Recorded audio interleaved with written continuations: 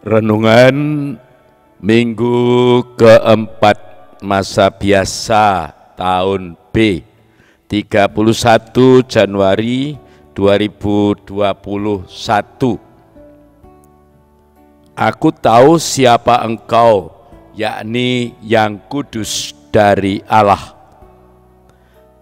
Dalam nama Bapa dan Putera dan Roh Kudus. Amin. Salam sehat saudara-saudariku terkasih, senyum selalu, berkah dalam. Saudara-saudariku terkasih, satu pertanyaan kecil mengawali renungan ini. Apa bedanya kita dengan roh jahat? Wah, apa ya, pertanyaan yang aneh.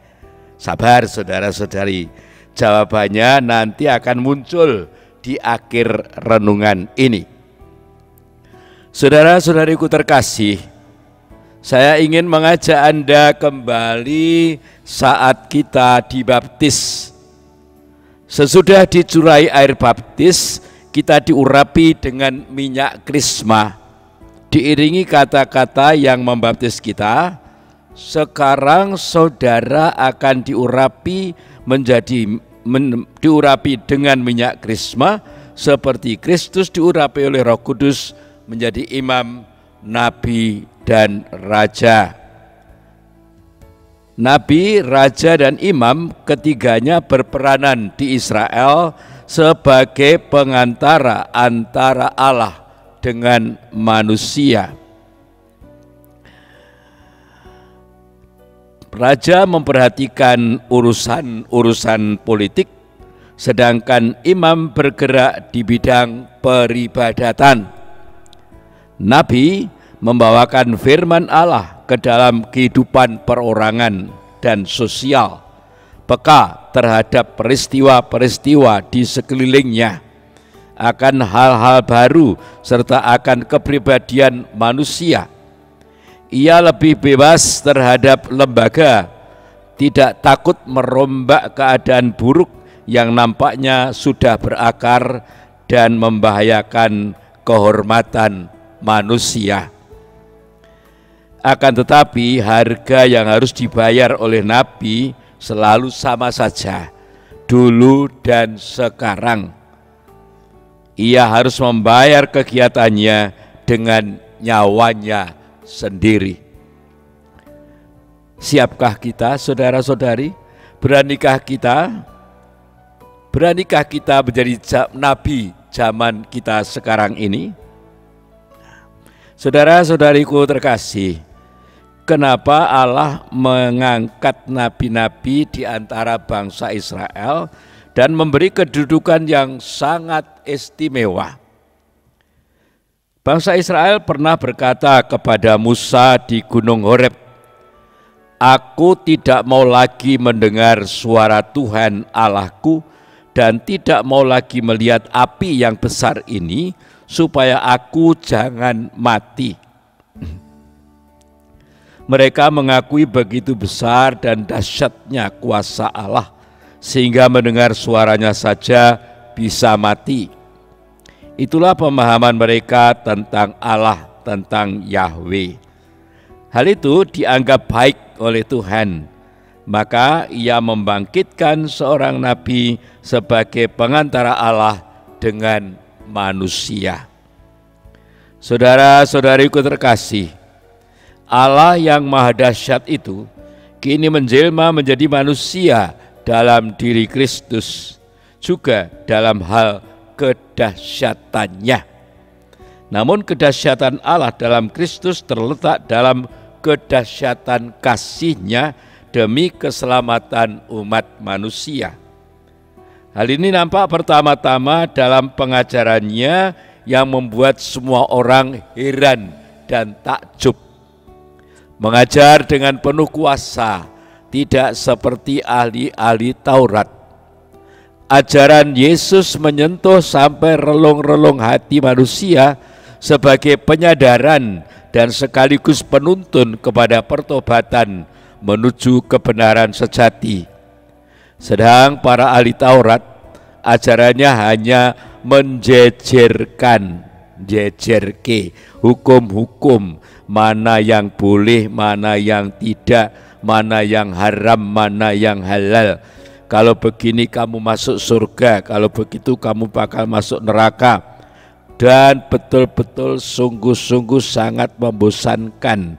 Dan ujung-ujungnya hanya membuat orang penuh ketakutan atau sebaliknya memiliki kesombongan rohani dalam melaksanakan hidup keagamaannya, serta menjadikan orang munafik, lamis.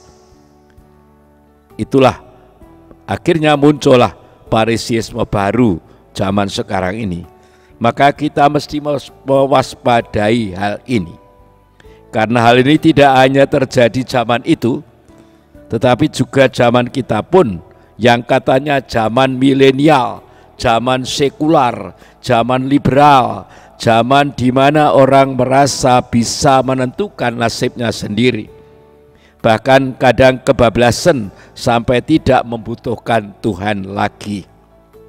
Kedua hal tersebut semuanya kebablasan, remnya sudah tidak pakem lagi. Keduanya merupakan ekstremis, baik yang sekular kebablasan maupun agamis yang kebablasan juga. Ujung-ujungnya agama tidak dihayati dengan semestinya dan tidak diamalkan dengan santun, namun dengan penuh intimidasi dan kekerasan. Kasihan banget Tuhan kita ini, pribadi yang begitu baik diperalat oleh manusia ciptaannya yang hanya titah sakwantah. Bukan apa-apa sebetulnya manusia di hadapan Tuhan, tetapi neranyak, terlalu berani di hadapannya. Baiklah, saya ulangi, pribadi yang begitu baik Tuhan itu diperalat oleh manusia ciptaannya yang hanya titah sakwantah. Bukan apa-apa di hadapan Tuhan, tetapi neranyak di hadapannya. Baiklah, kiranya kita berpegang pada firman Tuhan. Aku akan membangkitkan bagi mereka, orang Israel, seorang nabi seperti engkau, Musa, dari antara saudara-saudara mereka sendiri. Aku akan menaruh firmanku dalam mulutnya, dan ia akan mengatakan kepada mereka segala yang kuperintahkan kepadanya. Orang yang tidak mendengarkan firmanku yang akan diucapkan oleh nabi demi namaku, daripadanya akan kutuntut pertanggungjawaban.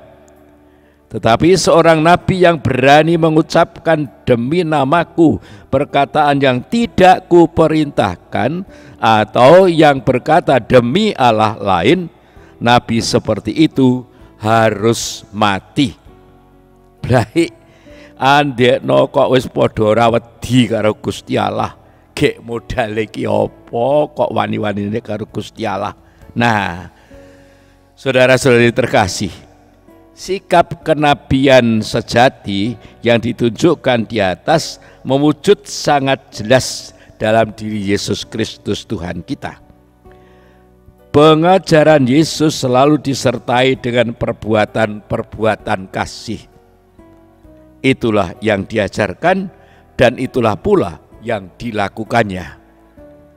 Dalam Injil hari ini diceritakan kontak pertama Yesus dengan kekuatan-kekuatan jahat dan dengan iblis yang menjadi penjelmaannya. Memang sejak awal karyanya di hadapan umum, Yesus bertindak terhadap kekuatan-kekuatan jahat itu dan berjaya sebagai pemenang. Juga dengan cerita-cerita tentang berbagai penyembuhan, Yesus bukan hanya penuh belas kasihan terhadap manusia yang menderita, melainkan sungguh-sungguh berkuasa atas kejahatan. Dan kebangkitan Yesus menjadi titik puncak kejayaannya melawan dosa dan maut jelmaan kuasa jahat. Saudara-saudariku terkasih, kita umat beriman ini hidup dalam zaman sesudah kebangkitan Yesus. Apakah kebangkitan yang berarti menang atas kuasa jahat dan maut itu pun juga kita hayati dengan benar. Nah, itulah masalahnya. Dengan baptis kita diberi kedudukan yang tinggi seperti Kristus. Namun bagaimana kedudukan tinggi itu kita hayati sebagaimana nabi-nabi sejati menghayatinya? Siapkah kita? Beranikah kita? Tidak gampang loh. Karena apa? Bayarannya sangat mahal, nyawanya sendiri. Itu berarti apa? Kita harus terus berani berkorban demi kebaikan bersama. Sikap kenabian sejati itu harus kita mulai dari diri kita sendiri lebih dahulu. Kita hayati firman Tuhan dalam kehidupan sehari-hari dengan baik dan benar. Itu berarti secara tidak langsung sudah membawa firman Allah ke dalam kehidupan perorangan maupun sosial. Kita mesti peka terhadap peristiwa sekeliling kita dan melakukan tindakan-tindakan nyata demi kebaikan bersama. Kita tidak boleh menjadi egois atau apatis, leh-leh-lueh, acuh tak acuh, jauh dari sikap fanatisme sempit, jauh dari sikap fanatisme sempit yang ujung-ujungnya hanya akan melecehkan atau bahkan mengkafirkan keyakinan lain. Sesuai dengan kapasitas kita harus berani merombak keadaan buruk yang nampaknya sudah berakar dan membahayakan kehormatan manusia. Bagaimana dengan kisah Injil sendiri? Yesus tidak ingin membiarkan manusia dikuasai roh jahat, yang berarti merendahkan martabatnya sebagai anak-anak Allah dan menjauhkan manusia dari Allah. Dengan dibebaskannya dari roh jahat, ia disatukan kembali dalam persekutuan dengan Allah. Kita orang beriman percaya bahwa roh jahat tetap gentayangan di mana-mana di dunia ini. Bedanya apa? Lalu bedanya apa antara zaman Yesus dengan zaman sekarang? Inilah yang perlu kita waspadai.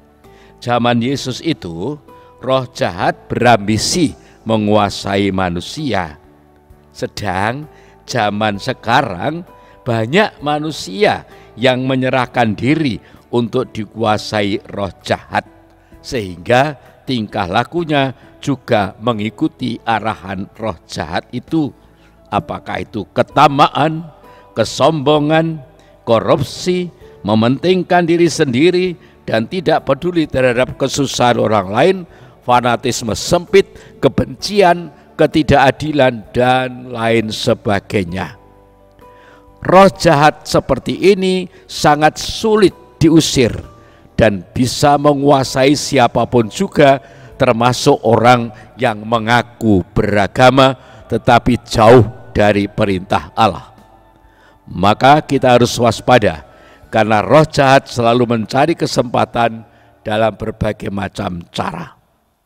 Marilah membuka hati bagi kehadiran Kristus dan bimbingan Roh Kudus di jalan hidup kita, sehingga kita tidak dikuasai oleh nafsu-nafsu duniawi yang dapat merusak relasi atau hubungan kita dengan Allah dan sesama.